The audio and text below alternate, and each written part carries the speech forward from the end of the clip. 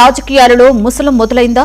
కొత్త కేబినెట్ కొలువు తీరి ఒకరోజు కాకముందే ఒక మంత్రి రాజీనామా చేశారు. మరో ముగ్గురు ఇదే రూట్లో ఉన్నట్లుగా వార్తలు వస్తున్నాయి.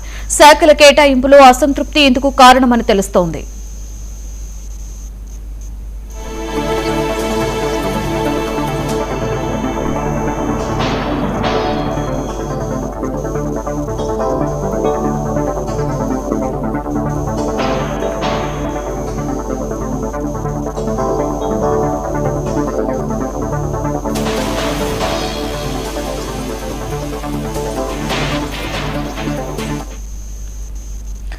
కర్ణాటక ఇరిగేషన్ శాఖ మంత్రి రామలింగారెడ్డి తన పదవికి రాజీనామా చేశారు. గతంలో డీకే శివకుమార్ ఇచ్చిన వాగ్దానాన్ని పక్కన పెట్టేసి వరుసగా 8 సార్లు గెలిచిన తనను అవమానించారని ఆయన మండిపడుతున్నారు. నాకు మంత్రి పదవి ఇవ్వాలని కానీ ఫలానా శాఖ కావాలని కానీ ఏ ముఖ్యమంత్రిని కోరలేదని, గతంలో డీకే శివకుమారే నాకు మాటిచ్చారు 2.5 ఏళ్లలో ముఖ్యమంత్రి అవుతానని, అప్పుడు తాను నిర్వహించే బెంగళూరు పట్టణాభివృద్ధి శాఖను ఇస్తానని హామీ ఇచ్చారని, కానీ ఇప్పుడేమో ఇరిగేషన్ శాఖను ఇచ్చారని ఆగ్రహం వ్యక్తం చేశారు. అంతేకాకుండా మంత్రిగా తన రికార్డుల గురించి కూడా చెప్పుకొచ్చారు. వరుసగా 8 సార్లు ఎమ్మెల్యేగా ఎన్నికయ్యారని, వీరప్ప మొయిలీ మంత్రివర్గంలో తొలిసారిగా మంత్రిగా పనిచేశానని, ఆ తర్వాత సిద్దరామయ్య మంత్రివర్గంలో 2 సార్లు మంత్రిగా పనిచేశానని, గతంలో నాకు అప్పగించిన అన్ని శాఖలను చాలా సమర్థవంతంగా నిర్వహించిన చరిత్ర నాకు ఉందని చెప్పుకొచ్చారు.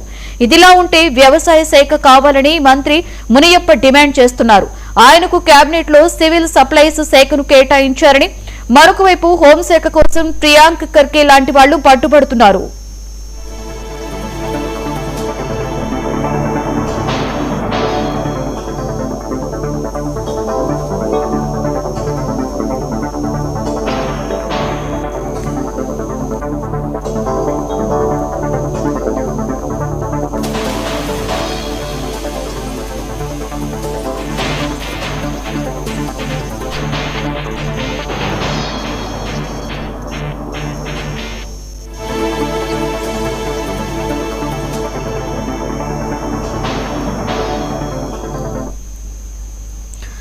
ముఖ్యమంత్రిగా డీకే శివకుమార్ తో పాటుగా 13 మంది మంత్రులు ప్రమాణ స్వీకారం చేసి ఒకరోజు కూడా గడవక ముందే పార్టీ నేతల్లో అసంతృప్తి మొదలు కావడానికి పార్టీ సీరియస్ గా పరిగణిస్తోంది.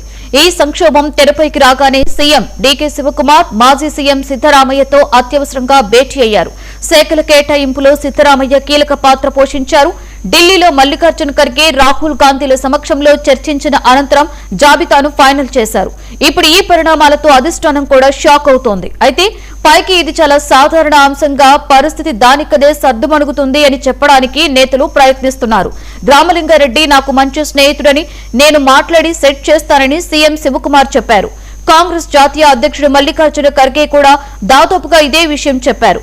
సీనియర్లు మాట్లాడి పరిస్థితిని చక్కదిద్దుతారని చెప్పారు.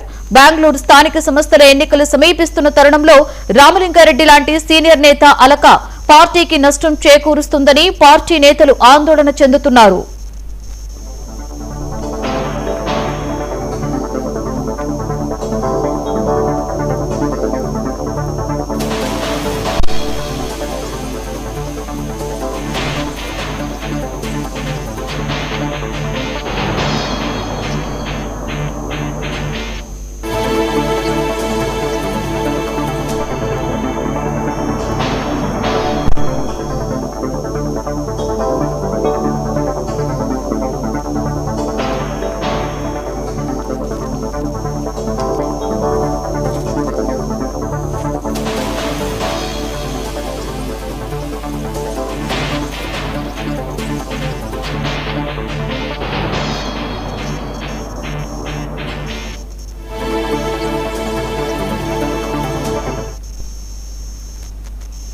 సూరత్ లో ప్రధానమంత్రి నరేంద్ర మోదీ పర్యటిస్తున్నారు. లైవ్ లో చూద్దాం.